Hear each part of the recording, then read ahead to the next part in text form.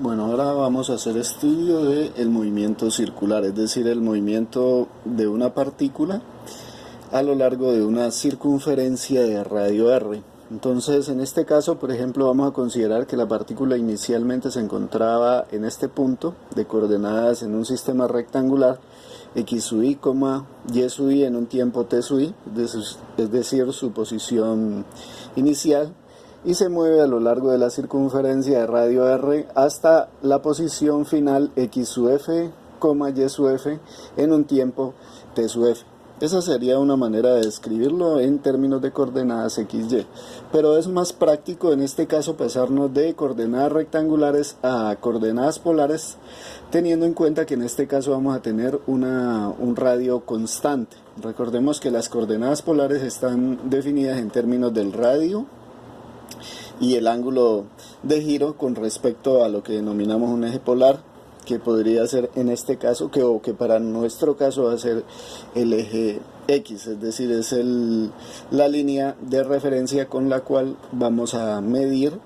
los ángulos. Entonces, digamos, si ahora en vez de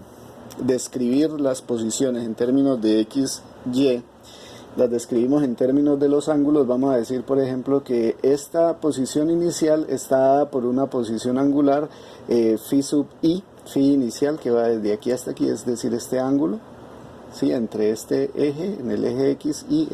el punto desde donde inicia el movimiento, y que luego él se desplaza hasta la posición final phi sub f, es decir, que ha sufrido un desplazamiento angular que voy a llamar delta de phi. Entonces, para medir ese desplazamiento angular, pues simplemente digo, delta de phi va a ser igual al ángulo final phi sub f menos el ángulo inicial phi sub i. De aquí que nosotros podamos definir una nueva variable que vamos a denominar la velocidad angular media, que va a ser la razón entre el ángulo que se ha desplazado el cuerpo a lo largo de la circunferencia dividido entre el intervalo de tiempo en que lo ha hecho. Entonces, de aquí nosotros tendríamos que esta nueva magnitud denominada velocidad angular media va a tener unidades de radianes por segundo. Y aquí hay algo importante en la descripción de este tipo de movimiento, es que vamos también a pasarnos adicionalmente de medir los ángulos en grados a medirlos en radianes. Y el hecho es el siguiente. Es debido a la definición del radián. ¿Por qué? Porque el radián tiene una relación entre el radio de la circunferencia y la longitud de arco delta S, y esa la vamos a aprovechar para poder relacionar los movimientos angulares con la velocidad angular y con la velocidad tangencial que está sufriendo la partícula mientras se mueve a lo largo de su trayectoria en forma de circunferencia. Entonces, bueno, vamos a recordar de las definiciones que ve uno en sus clases de geometría básica, que dice que un radián es el ángulo subtendido por el radio a lo largo de la circunferencia. Es decir, que cuando yo quiero construir un ángulo de un radián, lo que hago es tomar una longitud, digamos en términos prácticos, digamos que tomo un hilo y lo ubico desde el centro hasta el borde, es decir, un hilo que mida un radio de longitud, y luego lo subtiendo a lo largo de la circunferencia, y el ángulo que se me forma entre el punto inicial y el punto final del hilo, que tiene una longitud de un radio, me forma un ángulo de un radián. Es decir, que si subtiendo ese hilo a lo largo de la circunferencia, voy a llegar a que caben 2pi veces el radio. De ahí que la longitud de la circunferencia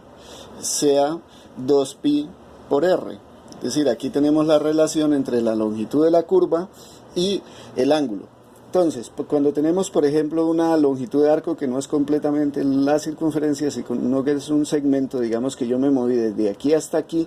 y voy a medir esta longitud de arco, que voy a medir